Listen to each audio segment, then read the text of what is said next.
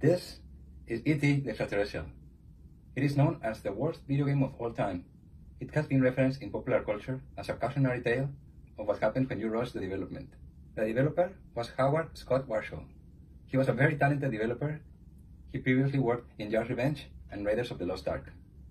The movie was released in June 11, 1982. The ATARI CEO, Ray Kassar, said, "That's a dumb idea. We have never made a video game based on an action movie."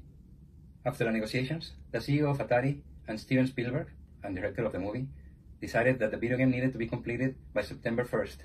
That gave the developer only 5 weeks to work. The previous video games, like Yard's Revenge and the Raiders of the Lost Ark, took around 6 to 7 months each. So this was a work about doing at least 5 months' work in 5 weeks. It was doomed since the beginning. That was an unrealistic expectation. The developer was offered $200,000 and a trip to Hawaii, so he said yes. Why wouldn't he? The developer took a private jet to meet with Steven Spielberg and presented his idea. It was an ambitious project, doing something innovative, very different from every other game that he has done. Steven Spielberg was not enthusiastic about the project, and he said, "Can you make something more like Pac-Man?" But there was no time to change the design at this point. They only had 5 weeks. They skipped audience testing, because there was no time allocated for that. The video game received the worst critics in history. It was very confusing and frustrating to play. There was nothing fun about it.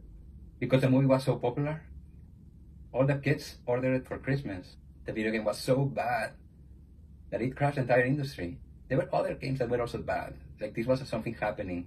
This was a common mistake at that time.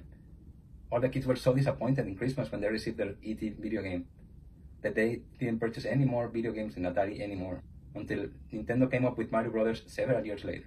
What's the lesson learned? I'll leave it up to you. Leave me a comment.